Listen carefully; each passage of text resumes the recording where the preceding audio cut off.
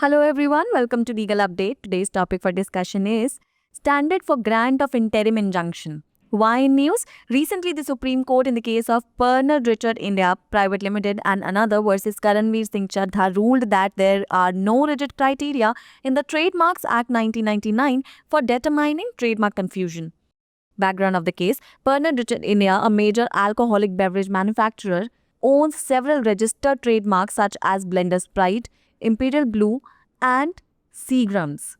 The company filed a lawsuit in May 2019 claiming that London Pride, marketed by a respondent company in Madhya Pradesh, resembled their established brands. They alleged that the design and packaging of London Pride were too similar to their marks. However, the Commercial Court and Madhya Pradesh High Court rejected their plea for an interim injunction, leading Pernod Ricard to approach the Supreme Court for relief. What were the court observations? The bench, comprising of Justices M. Sundaresh and Rajesh Bindal, stated that trademark similarity is not about exact imitation but the likelihood of consumer confusion based on the overall resemblance of the marks. It found no deceptive similarity between Blender's Pride and London Pride, citing differences in branding and packaging. The court noted that the liquor industry often uses common terms like pride and that premium products attract a discerning consumer base unlikely to be confused. It criticized the appellants for trying to combine elements of two distinct marks to challenge London Pride and held that such an approach was legally unsustainable.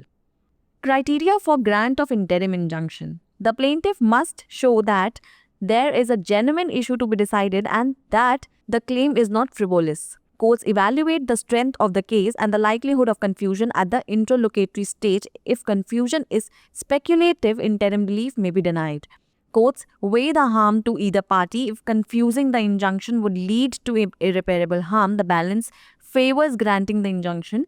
Court consider whether the public interest, such as consumer protection, justify an injunction. It's the time for practice question. What is the primary consideration for granting an interim injunction in trademark matters? Option A, likelihood of success at trial. Option B, prima facie case of deceptive similarity. Option C, public interest. And option D, none of the above. Pin down your answers in the comment section below.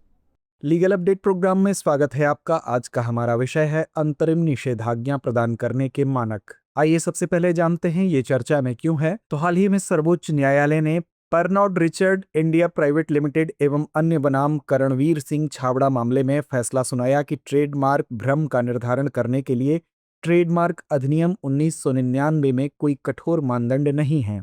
आइए अब जानते हैं मामले की पृष्ठभूमि। प्रमुख मादक पेय निर्माता कंपनी परनॉड रिचर्ड इंडिया के पास ब्लेंडर्स प्राइड, इंपीरियल ब्लू और सीग्राम्स जैसे कई पंजीकृत ट्रेडमार्क हैं। कंपनी ने मई 2019 में एक मुकदमा दायर किया जिसमें दावा किया गया कि मध्य प्रदेश में एक प्रतिवादी कंपनी द्वारा विपणन किया गया लंदन प्राइड उनके स्थापित ब्रांड से मिलता जुलता था। उन्होंने आरोप लगाया कि लंदन प्राइड का डिजाइन और पैकेजिंग उनके ब्रांड से काफी मिलती जुलती थी।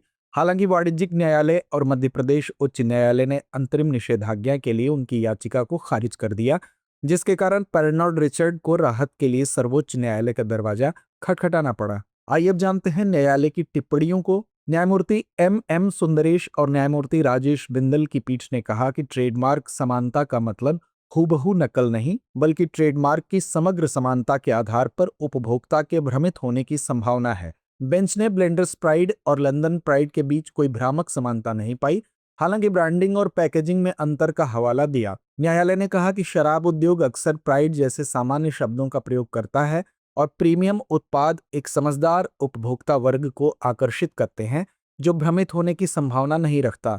न्यायालय ने लंदन प्राइड को चुनौती देने के लिए दो अलग अलग ब्रांडों के तत्वों को मिलाने के प्रयास के लिए अपीलकर्ताओं की आलोचना की और कहा कि ऐसा दृष्टिकोण कानूनी रूप से अस्थिर है। आइए जानते हैं अंतरिम निषेधाज्ञा प्रदान करने के मानदंड को। वादक को यह दिखाना होगा कि निर्णय किए जाने के लिए एक वास्तविक मुद्दा है और दावा निरर्थक नहीं है। अदालतें मामले की मजबूती और अंतरिम चरण में भ्रम की संभावना का मूल्यांकन करती हैं।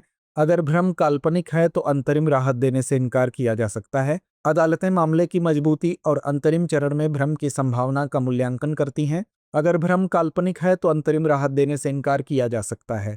न्यायालय इस बात पर विचार करते हैं कि क्या उपभोक्ता संरक्षण जैसे सार्वजनिक हित निषेधाज्ञा को उचित ठहराते हैं। तो आइए अंत में नोट करते हैं आज का अभ्यास प्रश्न।